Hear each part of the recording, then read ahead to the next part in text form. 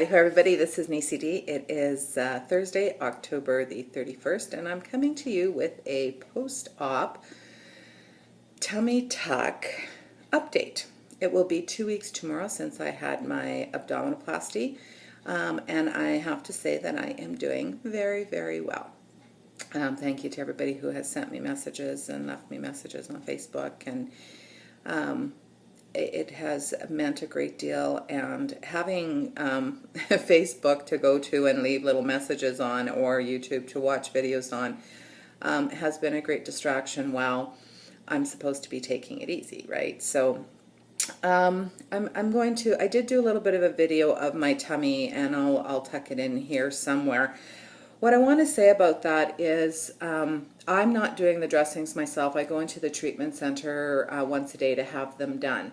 And so I will not be showing you my incision until it's healed and there is no longer a dressing on it, because I'm not going to open the dressing up unnecessarily just to take a picture for YouTube and exposing it unnecessarily.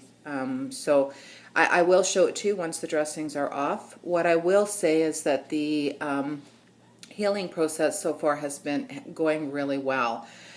And just as a little bit of information, sort of more technical, well, first of all, let me say I am doing very well. I have been very fortunate in my healing phase post-operatively for this. I have had very little pain. I had my surgery on Friday. It was a day surgery procedure, so I arrived at the surgical center at about 11:30 in the morning. I was admitted, went in for my surgery, woke up and recovered about 10 after 5, and very much different from any other general anesthetic that I've ever had. I was not at all sleepy. Like, I was a little bit sleepy right when I woke up, but wide awake. Had a great visit with the 2 recovery nurses that were there with me, because I was the only patient left by that time in the surgical center.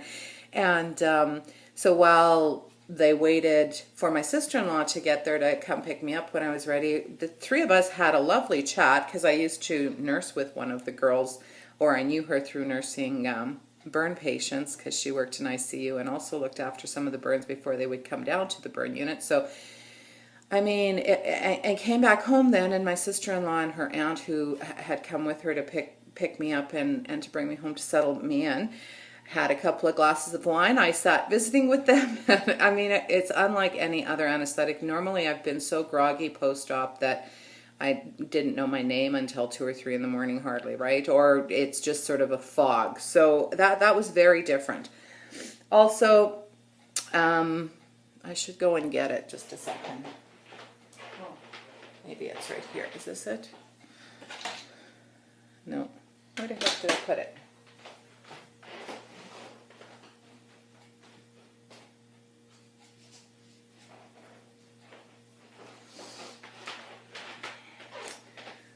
I'll do some splicing on this video. So Tramadol with acetaminophen is what I was prescribed for pain post-op. And they're just little yellow caplets, sort of, that look like this. And he gave me 30 of them, and I have 2, 4, 6, 8, 10, 12, 14, 16, 18 of them left. So I really didn't take many of them. I took them Friday night, a day of surgery. I took them 3 times on the Saturday, so Saturday morning, because I woke very early. Saturday about noon, before I went for my dressing change.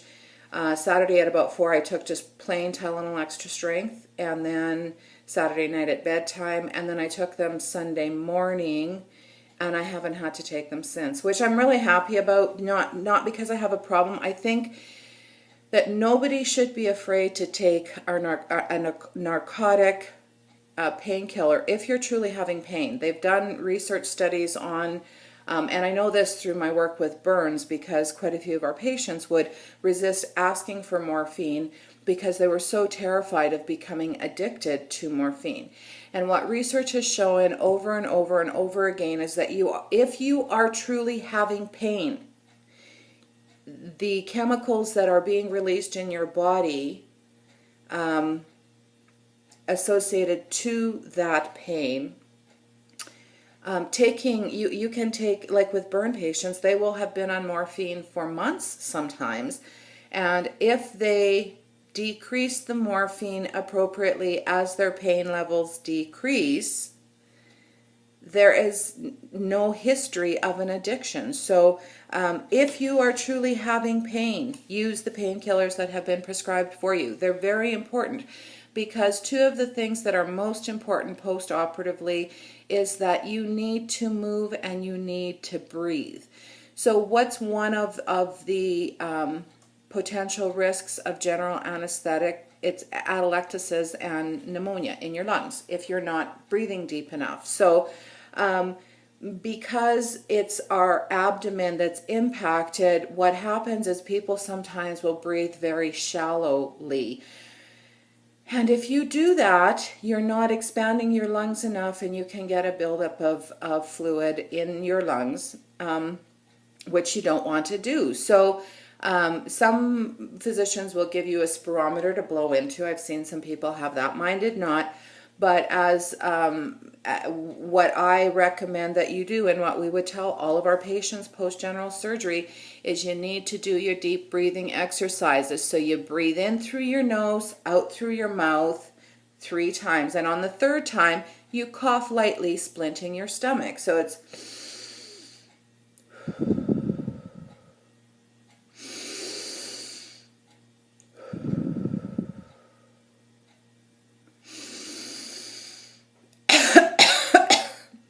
Now, obviously, you're not going to be able to have a major cough, and make sure you splint your stomach. You can put a pillow on your stomach to splint it, whatever. But that's really important to ensure that you're fully inflating your lungs, okay? One of the other side effects or potential risks of general anesthetic, and it's more related to the fact that you're immobile so much and laying there not doing a whole lot, is DVTs, or deep vein thrombosis, or blood clots in your legs, okay? And I'm not saying this to scare people, but that's why it's also important to take your painkiller if you're having pain, is so that you're actually getting up and doing short walks. Now, I'm not talking about getting on a treadmill and walking, your 10K or going outside and walking your 5K vigorously. I'm talking getting up every hour that you're awake and walking around the house for a few minutes. When you're laying in bed, the other thing that you can do, and I do it at least hourly when I'm laying down, often more than that, is just simply flexing your legs. So if this is your foot and this is your leg, just flex your foot up and down several times, rotate it, Obviously, you can't do, some people will not be able to do leg lifts because that involves your abdominals. But you can move your legs around in bed, because remember, your veins do not have the ability to pump blood back to your heart. The only thing that forces your blood through your veins is your beating heart and your arteries. So as your heart contracts and your arteries are pushing that through, you get that surge of blood.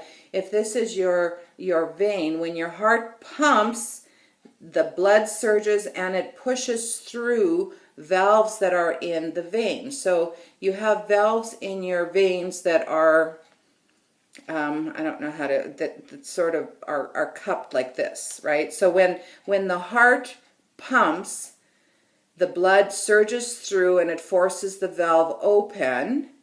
Then when the heart relaxes, the valve closes. And what happens is, in these little cups, you will get blood pooling. So if you don't get your circulation going, and if you're not moving, sometimes you have trouble with blood clots. Now, move your legs. That's all I'm saying. And get up and walk a little bit.